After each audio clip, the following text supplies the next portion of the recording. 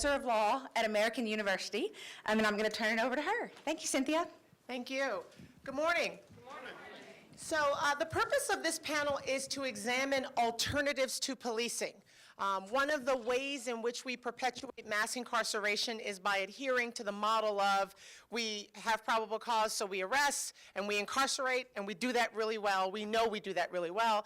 But we're going to take a look at two different models of alternatives to policing. That is addressing specific problem areas or needs, but doing it in a different way. And we're going to present the panel in a very different way. I'm going to play two roles. I'm going to play a 13-year-old girl who's very difficult, which I remember being 13 and being very difficult.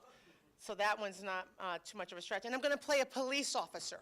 And through that forum, both of these groups will get a chance to tell you a little bit about the program. So on the panel, and you have the bios for the panelists in your materials, we have outstanding people who are going to participate in this panel. The first group is Erica Lorenz. Erica is a consultant to the Washington State Police Department and has some expertise in the special needs of the trans LGBTQ community and what it's like to be a victim. And we have an officer here, James Ritter, who runs a program that caters to and trying to ensure that the needs of LGBTQ and trans victims are adequately protected by the police department, and that program, Safe Place, we're going to talk a little bit about. And then we have two individuals from a very different jurisdiction, from Madison, Wisconsin, and they're going to talk to us about the program they have doing outreach to kids in junior high school and in high school. We have Lori Herkis, who runs a teen court program, and we have Sergeant Scott Kleinfeld, and he coordinates the outreach to the youth in that community. So let's start off, and I'll start off with the folks from Wisconsin. And my name is Sasha Brown. I'm 13 years old. I hate school, and I kind of hate my mom too, because she's getting on my nerves. And I ran away once, and I might run away again. Me and my friends went into this convenience store, and, you know, the guy was giving us a hard time. And so we stole some candy bars, and we knocked over a display. I mean, it was kind of a joke. It was just candy bars. And the police came, and it was like a whole big deal. I didn't get to have to stay in juvenile detention because my mom picked me up, and, you know, of course, she's never going to let me forget that. And so I don't have to go to court or anything, but I have to go to some stupid program with some stupid people. And the only way I can get my case dismissed is if I go and talk to the stupid people. And so I'm getting ready to go talk to the stupid people. Hi. Hi, Sasha. How are you? I'm fine, whatever. I'm Sergeant Scott Kleinfeld with the police department, and I brought a friend here, Lori, who's from the Dane County Time Bank. You're a cop? I am a cop. Am I going to get locked up? No, you're not. And this is what I'm dressed up today, actually, Sasha. Usually I wear shorts and a t-shirt because I'm doing a lot of positive things in the community with youth. I'm glad that you're here today. Not happy about the circumstances. It was just a candy bar. I know. And over a display, and everybody's making a big deal about it. But we can work through that. I've been doing this for a long time, and my unit at the police department, our goal is positive all the time, positive contacts. Rather than the traditional probable cause, our PC is positive contacts in the community and building community. That's part of what we do. What about her? Is she like undercover? Why is she looking at me like that? Hi. No, I'm not undercover. I'm not a police officer. I'm not associated with the police department. I work for an organization called the Dane County Time Bank. We're a nonprofit in town. We have a relationship with the Madison Police Department. So when kids get in trouble like you did and potentially are getting tickets for the situation that's caused, instead of getting a ticket and going through the formal system and going to court, you can come to our program where your case will be heard by a jury of other kids rather than an adult judge. I don't want to do any programs. I just want to be left alone. I want to go home. Well, let me explain how the traditional system works, at least in Madison. If you don't want to do a program like restorative justice or youth court, what happens traditionally, and this is why our system, it's broken a little bit, you would go before a judge. You wouldn't go before a jury of your peers. It would be before a judge, a municipal court judge, who's probably a white male in his 50s to 60s. So he would hear the case from the officers. He wouldn't really talk to you about what you want or what you need, because there may be things that you need to support you out there in the community. So he'd hear the case from the officer, from the police perspective, and then he'd make a decision what to do with you. That doesn't sound fair to me. No, it's not fair, and it's not taking your best interest to mind. And I think How is your program any different? well, I'll let Lori explain it and how that takes your interests in mind and goes to the actual root of the problem and figuring out why you did what you did as opposed to just seeing what it is. So in our program, what happens is totally different. Instead of going to the judge, you come to our program, and you do get the opportunity to talk, to tell your side of the story, to talk about what was going on with you, and to talk about what happened and why you decided to do what you did. Also, what you think about it and what you think would be good steps for you in moving forward. Our goal is to help you learn from this and move forward positively. If you, when you participate in our program, there's a jury of other kids who are just asking questions about what happened and why did this happen. And they're trying to get a good sense of who you are and what you like to do and what you're interested in, and they will come up with an agreement that they feel addresses the harm and is fair, and you help participate and decide on what that is. But suppose those kids don't like me and they want me to go to jail. Those kids don't want you to go to jail. We really feel like we can better support you in the community, and with community support, with maybe some mentoring or different kinds of things like that, as opposed to going to jail. We recognize that jail isn't going to help in your situation at all. So what's the worst that could happen to me if I participate in your program? Oh, the worst that could happen? There isn't really a worst that could happen. They'll probably ask you to do some things. It may be, you had mentioned you're not enjoying school right now. You're having a rough time with your mom right now. Am I going to have to pick up trash? You will not have to pick up trash. We don't Clean off graffiti? No, we typically don't do a lot of community service. Community service seems pretty punitive in a lot of ways. The only time the jurors will ask you to do community service is if it's either directly tied to what happened. So maybe helping at the store or something like that, or if it's related to something that you're interested in the future. They won't just have you randomly picking up trash, because that's not teaching you anything or giving you anything. Am I going to have to apologize to that guy from the store because he was a jerk? They'll listen to what you have to say about that, because they want to hear your experience and how you felt in the moment and why you chose to do what you decided to do. So it's not a definite, but it's possible. And what about the police department guy over here? Well, like Lori said, I like the fact with this system is that the victim's involved. In our traditional criminal justice system, a lot of time the victim gets left out. In this type of system, the victim is asked what they think. And a lot of times you would say, well, this guy really wants us prosecuted. Usually he wants to see those options that are available to you so that you can get what you need to succeed. Because just talking to you for a few minutes here, Sasha, I can tell you're very intelligent, you're very bright, and you have a great future ahead of you. You think I could be a lawyer? I do.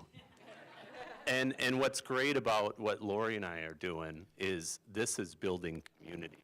We all care about you because you're our future. We care about everybody in the community, and by working together with the police department and the time bank, we're showing people like you that we care, and we're trying to build trust within that community. So I have a brother who also got into trouble. He was riding in a car with some guys and the car was stolen and he didn't know it. I mean, could he do one of these programs too? Yes. How old is your brother? He's 13. He would be available to do it, yes. Yeah. So let me tell you something. You may be a little bit nervous in that you haven't been around a lot of LGBTQ folks before, because they're Not to my different than you, knowledge. right? Okay, well, being gay myself, I was uncomfortable around gay people as well, because I wasn't out yet, because I didn't know them, wasn't around them, I had no relationship with them. And especially when I got to this position, I hadn't worked around a lot of transgender people, and I didn't know a lot of transgender people, because that's different than me. So our differences, you being female, me being gay, and a police officer, Erica being transgender, and a military veteran, and a police officer, and an attorney, and an educator. You know, there's a lot of people in this room that you may know nothing about, and you can't visibly tell their differences because of the color of their skin. You know, if you've got somebody who is not easily identifiable as being different than you, you may see and do things that, even though you may not intend to be offensive, they may take offense to it, especially from the police world, where their parents and friends may have interacted with the police in our department and others, where the situation was problematic because of that insensitivity. So I want to make sure that you do your job in a way that you feel is important, that is done well, that you've got a good reputation. And it's just like, what's important between a relationship? Whether it's between me and you and your husband, what's the important thing about that? I mean, communication, common understanding, and respect. And if you don't have that from both sides, what do you have? You have dysfunction. That's right. And mistrust. And that's why we're here today, right? So what I want you to do is read up on the Department's Safe Place Initiative. This helps us interact with the LGBT community, the victims of LGBT hate crimes, who previously do not report these crimes because they don't necessarily trust the police. This program has been going on for 2 years and has made the collaboration between the police department and this community better than it ever has been before. Other agencies all over this country and other countries are now participating in this. I also want you to watch our transgender video training. Now, the way we did this is we brought 14 members of the transgender community to police headquarters last year. And again, this is my first time being around even one, not to mention 14 transgender community members, and even being there with them, they're all 14 different individuals with their own stories, right? So we invited them to police headquarters, to the same place that you went through your training, to tell us about their stories growing up, so I could understand what they go through, because I can't relate to them, just like you can't relate to me necessarily, and I can't relate to you. But listening to them tell their stories on this, it really opens up your mind, and it makes the whole unknown situation a lot more known, so there's not that anxiety level on your part, or their part, or my part. And it's going to make your job a lot easier. So this is less about providing special treatment and more about understanding the unique needs of this community. Now I'll sign off on your paper. You got it. So is there anything that you want to add? And again, I'm sorry if I was disrespectful coming in. I didn't appreciate either your background, your training, and I definitely have not had enough interactions with people from this community. I do have a few things to add. You said early on that you don't mind people choosing to love who they love.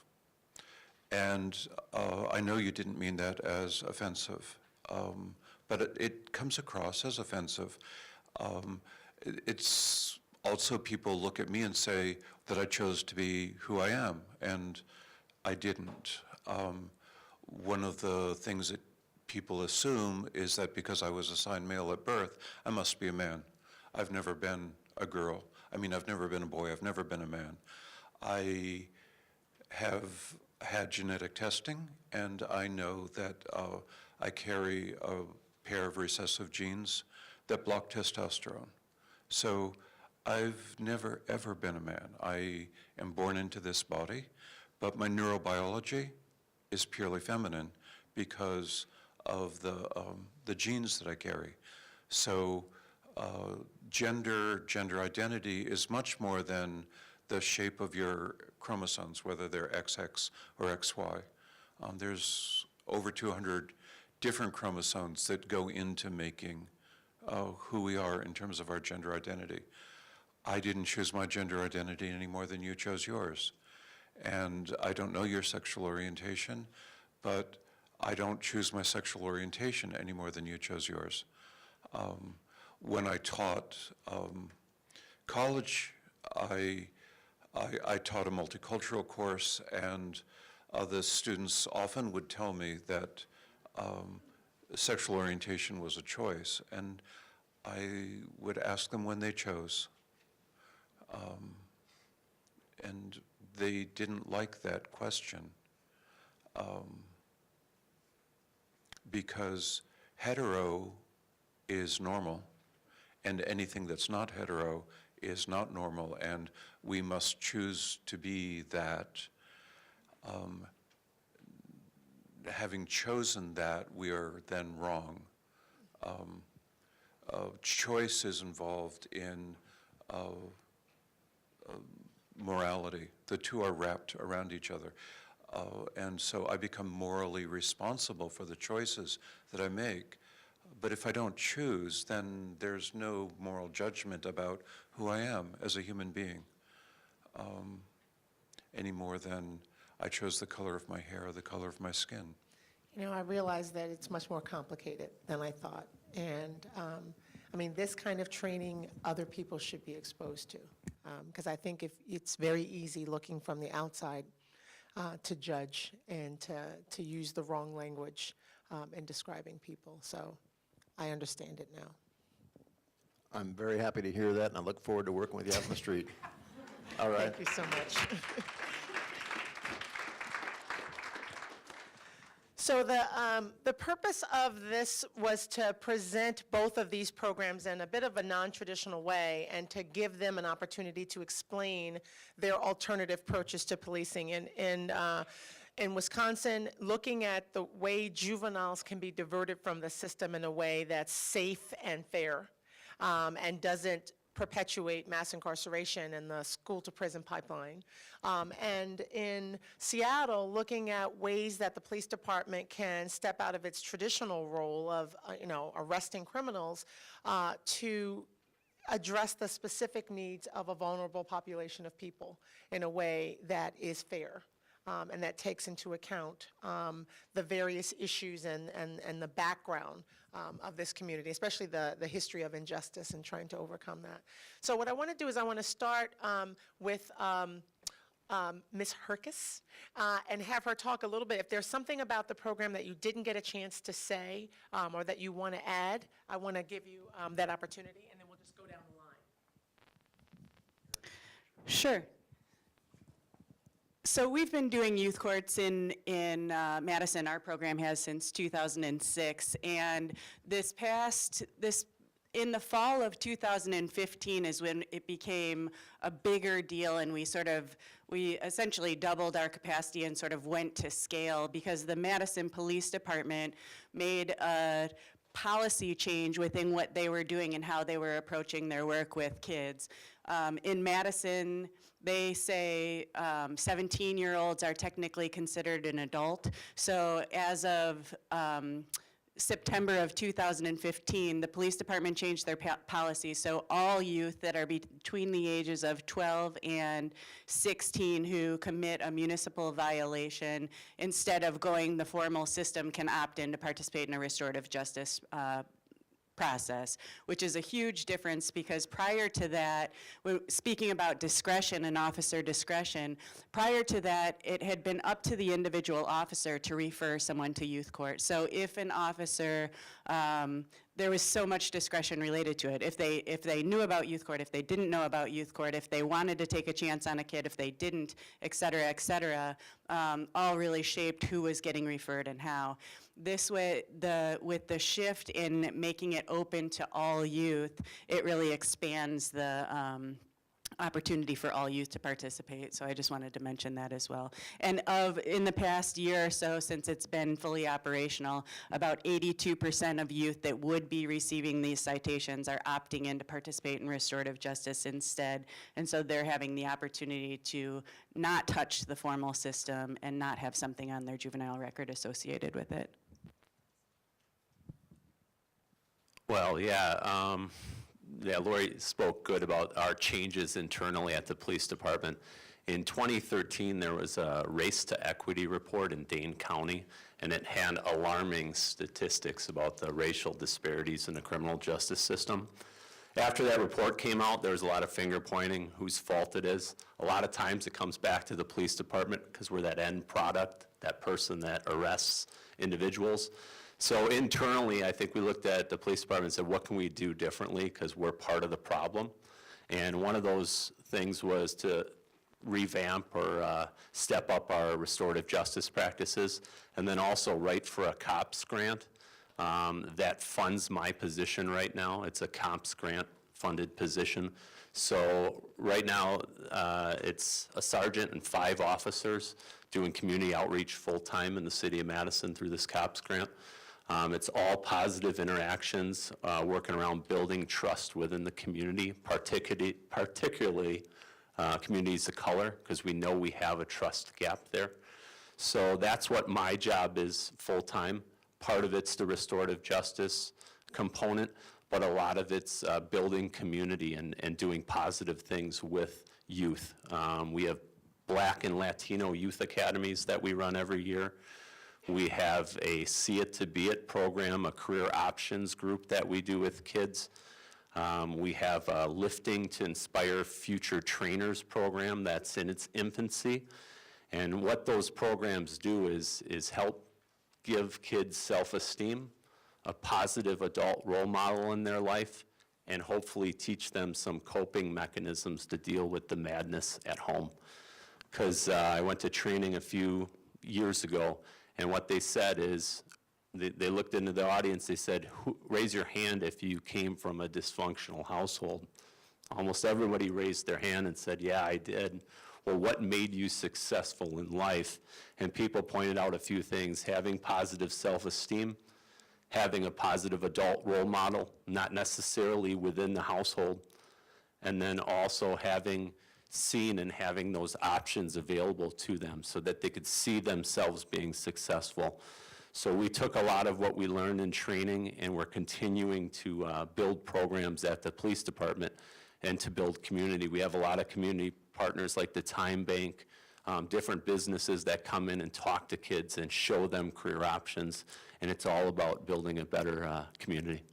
Thank you so much. I have a couple questions, but I want to, and when the audience asks questions, we can come back. But 2 things to think about. One, have you all considered expanding at least Time Bank and some of the other programs beyond the citation offenses? And 2, what has been the most revealing thing that you've learned that's counterintuitive, that you didn't expect as a result of your interaction and participation with the kids? I'll circle back, but I just want you to think about that. I want to make sure that we get to these guys. So anything about your program that you didn't get a chance to say that you'd like to now talk about? Yeah, we discussed some of it in our last skit here, but this program was designed 2 years ago, and this not only is branding as far as the rainbow shield, which is now trademarked, but it also was designed to start a conversation.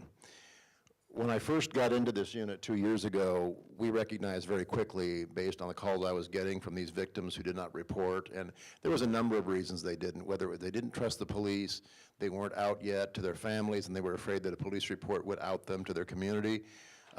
They weren't familiar with 911, they weren't familiar with what hate crimes were, and they just didn't have any connection with their police department because, you know, throughout history, that had been a problem with our department and others. For gosh sakes, even when I became an officer just 3 years earlier, had they taken away the question on the polygraph and the background processing where I couldn't have even qualified for the job. So this is my experiences in my own lifetime. We didn't really know what the response was going to be to this. We knew I had vetted this with some of the business leaders, with some of the LGBT community leaders, trans leaders, and the media to find out what they all thought about this. This has never been done before by a police department. Frankly, the most pushback we've got was from the more radical anti-police members of the LGBT community who loved the concept but hated the fact that the Seattle Police Department was the one that did it. They've started to change their minds now. One thing that I was really surprised about was the participation from the businesses. This is designed for organizations and businesses only. This is not for residential use. This was designed based on, when I was a kid, there was an organization that designed a yellow hand to go in the window along the bus routes. So if you were followed by or harassed by a stranger, you'd recognize these houses as a place you could run to and call your parents. Well, that program's been gone for years. So I thought, what a great idea. We could change it up a little bit and make it towards this community, which already had one of the highest reporting of hate crimes in the city, and only a fraction of them were even reporting, which means that that statistics would have gone a lot higher. I didn't tell the chief or the mayor because I couldn't afford to have it bogged down in politics. So we talked to the mayor saying, we're going to launch this next month, and we'd like you to be a part of this. Well, he of course did.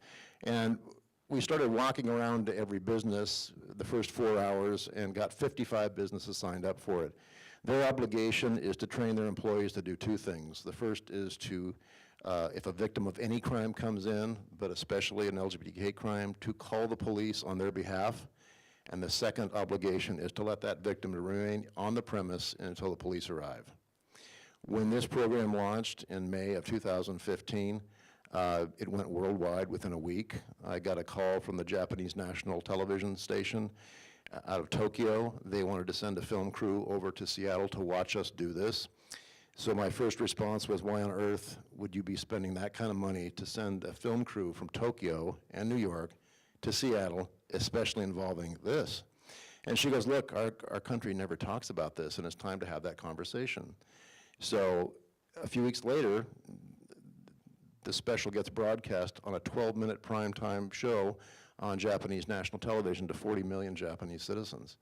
That, in turn, got the interest of the UK, and the Guardian newspaper came over and did the same thing, and then CNN. So it's a unique program. It's working. It doesn't cost the businesses anything. It doesn't cost the police department much either, other than an obligation to maintain the program, which is what I do. My only challenge right now is maintaining it in Seattle and helping other agencies around the States and around Canada and in Europe do this too, which I'm more than happy to. And I've been a cop for 37 years. One thing that I know is that our profession is changing rapidly and has changed rapidly over the last 37 years. One of the most interesting things was all the calls that I'm still getting, even after 2 years, from police chiefs all over the nation who are calling wanting to adopt this, not because they have to, but because they want to. As a matter of fact, in a couple of days, I'm going to be speaking to the Chiefs of Police Association nationwide down in Alexandria about this program. This was actually published in Police Chief Magazine, which is what every chief in the entire country reads, about interacting with your LGBT community. And it's not that hard, but you have to start that dialogue. You have to get the businesses involved, because a lot of minority community members, when they see businesses coming into their community, they often feel like they're being displaced, and that these businesses are only there to do one thing, and that's to make money. We want to dispel that. So Erica can fill in on the rest.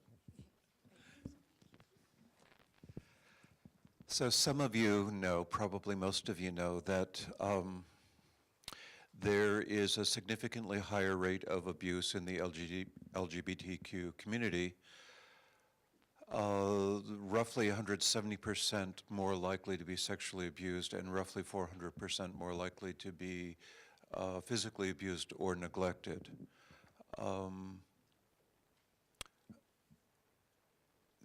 Recently, somebody asked the question, is that spread evenly across the entire spectrum of the LGBTQ community, or do certain parts of that community bear more of that burden?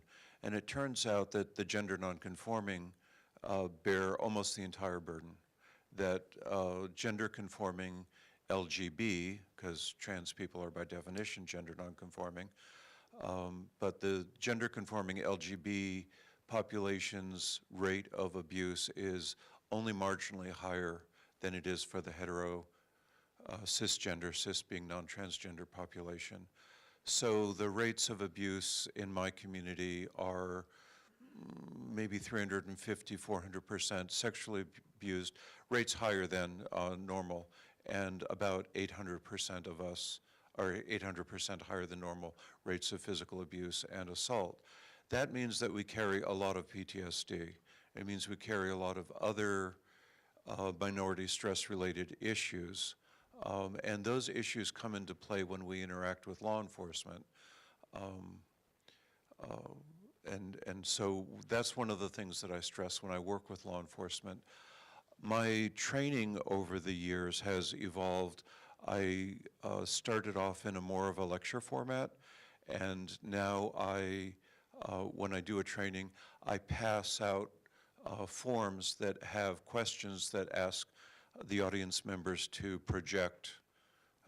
And so the forms have a number of questions, but some of them are, what is the best thing about being transgender? What is the worst thing about being transgender? If I had a transgender boss, I would. And questions like that. And then on the back of the form, because I generally organize panel discussions for these trainings, and the panel will have non-binary people, so people who don't identify as either male or female, trans men and trans women. And so I'll have names of the panelists on the back of the form, and I'll ask people to list 7 or 10 things that they think they know about me before I'm introduced, before there's any kind. And what I found is, and then we collect those forms and we respond to the audience based on the things that they've written. And what I found is that the audience is much more engaged. I'm not talking at them. I'm not trying to guess what they know. I'm not reacting. I'm not telling them what they think is wrong. We're having a discussion. And sorry, my voice is breaking up. Flying yesterday, I think. I think that the most important thing that I can do is to humanize what it means to be transgender or gender nonconforming. That most of the people I interact with, I'm the first trans person they've interacted with. If it's in law enforcement or corrections, I'm the first non-offender trans person that they've interacted with. And they have all kinds of ideas of what it means to be transgender based on the people that they've arrested, or based on the interactions they've had. And a lot of those interactions are less than positive because the trans person, there's a long history of institutionalized transphobia in this country that I think is changing, and I think it's changing very rapidly. I'm hugely encouraged by the work that Jim is doing. But it's there, and it's sort of embedded in our memory. And then the levels of abuse that we experience as children when an authority figure interacts with us, it often doesn't go well. One of the things that I've done that I'm most proud of is I've helped departments rewrite their policy so that the officers interact with us, identifying us by our proper pronouns. I use feminine pronouns, and so calling me she or her or ma'am, regardless of what my driver's license says, and then regardless of my surgical status. When I was negotiating with Olympia Police Department, I told the jail manager, I'm recognized by the state of Washington as a woman. My driver's license says I'm a female, and yet if I was arrested by your department, you'd house me with the men. Can you explain that to me? And she said, I treat you with respect, but I think you're deluded, and I know better than you who you are. I'm paraphrasing, but that was essentially what she said. We had a good enough working relationship that she felt she could be honest with me. Too honest, perhaps. Pardon? Too honest. Yeah, well, but it was okay. I would much rather have somebody be honest with me, even if it's too honest, because that's where we start that discussion then. Okay, well, what we have is, we're just about out of time, so we can take a couple questions or we can wrap up. What's the preference? A couple questions. Okay. So here, do I just pass the stack? Okay. There you go. All right. The theme of today's event is redefining the purpose of incarceration. What role do each of you see yourselves playing in reducing mass incarceration? That's the first one. What is the most effective way to train law enforcement officers on responding to the LGBTQ community? Understanding this is a big topic. I'll let you guys take that one. And then the third one is, Can you read my handwriting? I can. I was just, it seemed like a personal note. Scott, at dinner last night, I felt like I was at the Academy Awards reading the wrong thing. I was like, did you screen these before? You shared with us your 4-year goal. What is that? So that's the question from Kim. So why don't we start over here with you guys, since you guys have been talking. What is your 4-year goal? And then my questions from before were, are you thinking of expanding beyond citation offenses? And what have you learned as a result of this alternative approach to working with juveniles? Well, when I met with my friends last night for dinner, a couple of them in the room here, yeah, that's one of my goals for the next 4 years, is not to have to arrest anyone. And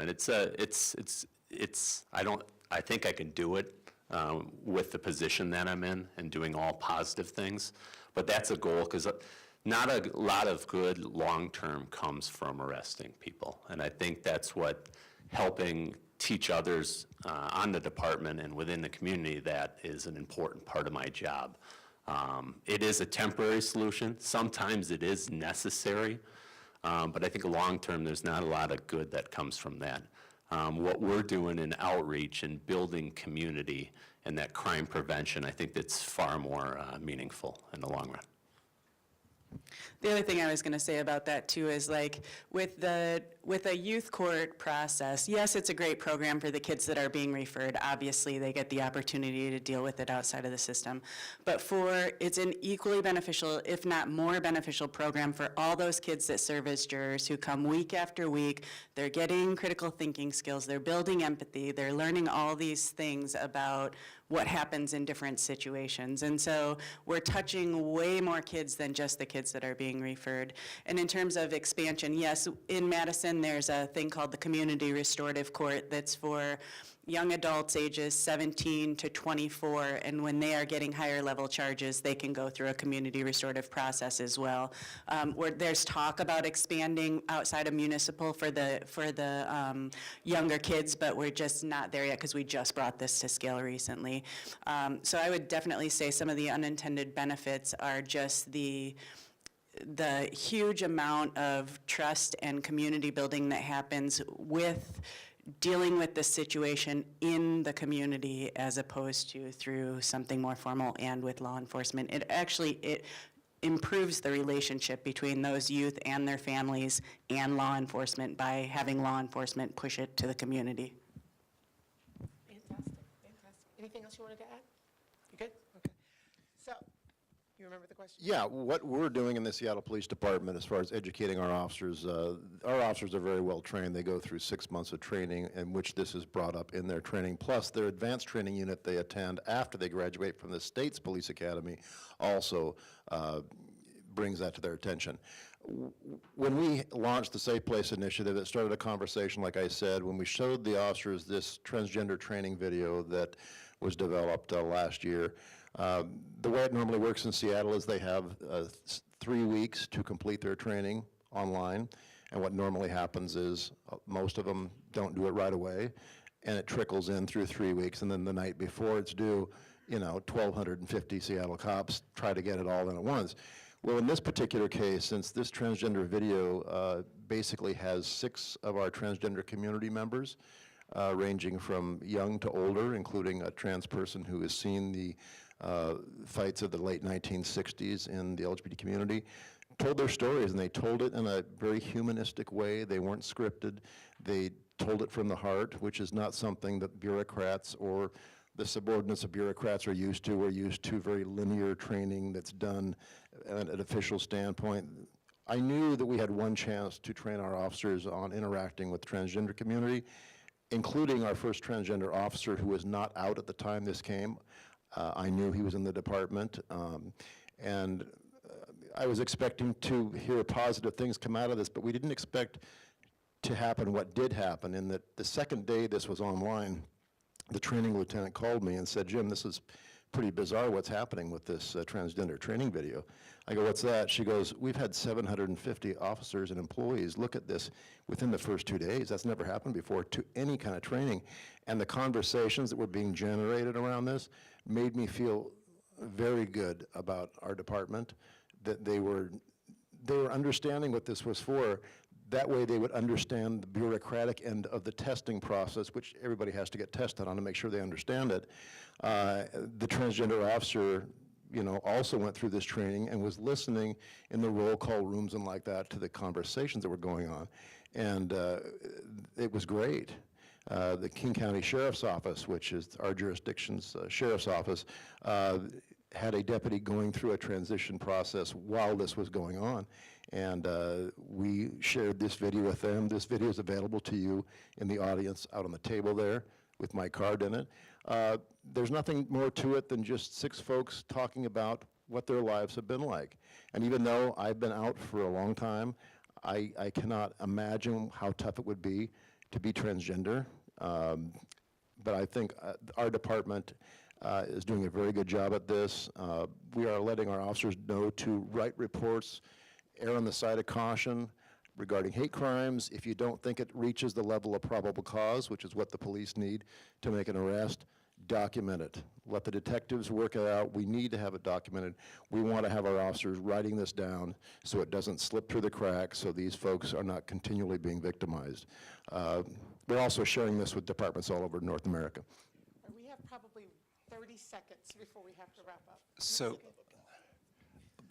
I think the brilliance of the work that Jim does, and honestly that I do, is that we do empathy-based training.